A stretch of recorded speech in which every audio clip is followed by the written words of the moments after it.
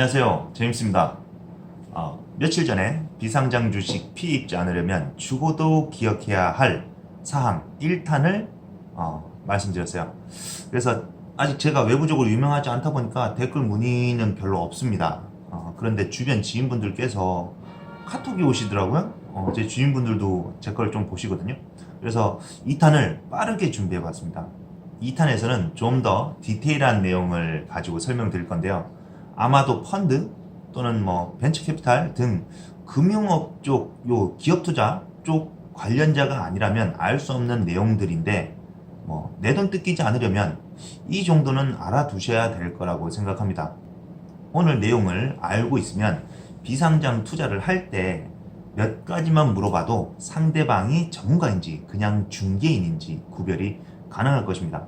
직접 투자한 중개인이라면 피해를 입을 확률이 낮지만 어디선가 사온 비상장 주식을 판매하고 손 터는 몇몇 팔면 끝인 중개인들에겐 당하지 않으실 수가 있습니다. 첫 번째, 투자처, 기업과 투자자는 쌍방 투자 협의를 결정합니다. 한마디로 다양한 조건이 들어가겠죠. 회사 대표는 다양한 근거 자료와 향후 전망을 전달하고 신뢰도를 높이려는 노력을 합니다. 투자자 입장에서는 근거 자료를 점검하고 끊임없이 의심해서 투자처로서 타당한지 결정하게 되는데요. 보통 투자 결정에는 최소 3개월에서 한 1년 정도가 소요가 됩니다. 투자금 집행에는 일회성으로 할 수 있겠지만 금액이 클수록 조건부로 여러 횟수에 나뉘어서 투자가 집행이 됩니다. 만약 투자자 입장에서 한 번에 투자금을 다 납입했다면 투자처에서는 자금 집행을 제대로 못할 경우도 있습니다. 그랬을 때 투자자는 어떻게 될까요? 투자금 손실이 일어나겠죠. 그래서 법적인 문제로까지 야기를 시킬 수 있습니다. 그래서 이를 방지하기 위해서 여러 횟수의 조건부에 따라서 나뉘어서 투자를 할 수가 있게 되겠죠. 자, 두 번째입니다. 계약서를 작성합니다. 앞의 내용을 바탕으로 계약서를 작성하게 되는데 계약서는 최소 20장 정도이면서 금액이 클 경우 계약서는 더 늘어납니다. 만약 소프트뱅크 손정희 회장이라면 알리바바에 되게 많은 돈을 투자했잖아요. 계약서가 20장일까요? 어마어마한 조건들이 안에 있을 거예요. 그렇기 때문에 금액이 크면은 20장이 아니라 20장은 최소잖아요. 그래서 계약서 내용이 더 늘어난다. 계약서를 꼼꼼히 훑어보지 않는다면 투자처 입장에서는 난처해질 수 있죠. 그 책임은 투자처, 기업 대표에게 있습니다. 자, 세 번째요. 임시주총을 개최합니다. 회사와 투자자의 계약서가 정관과 일치하지 않을 경우 정관 변경과 유상 증자에 대한 안건을 상정하고 통과를 시키게 됩니다. 통과가 되면 그것을 바탕으로 신주를 발행하도록 법적 처리를 해야 됩니다. 법적 처리는 기존 주주에게 관련 내용을 확인 및 동의서를 받아야 됩니다. 기존 정관을 개정 정관으로 법적 절차를 걸쳐 변경하게 되겠죠. 네 번째, 임시주주총회를 바탕으로 등기를 합니다. 등기를 위해서는 각종 세금과 법무사 비용을 납입하게 되는데요.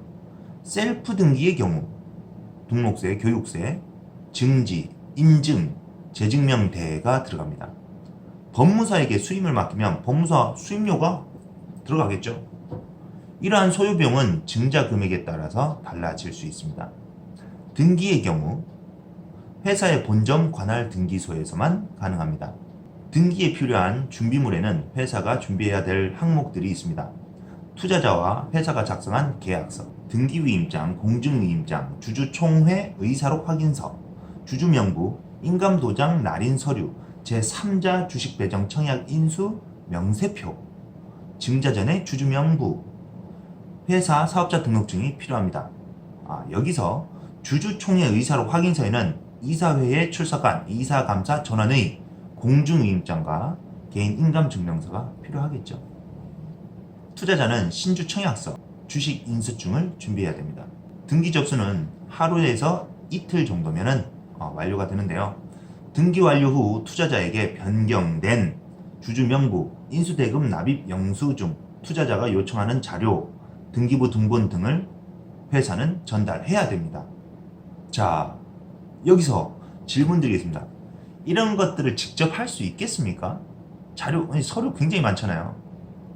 여러분들께서 좋은 회사를 찾았고 그에 투자를 하고 싶다 해도 위에 다양한 서류 절차, 행정 절차들로 인해서 투자가 쉽지 않음을 이미 인지하셨을 겁니다.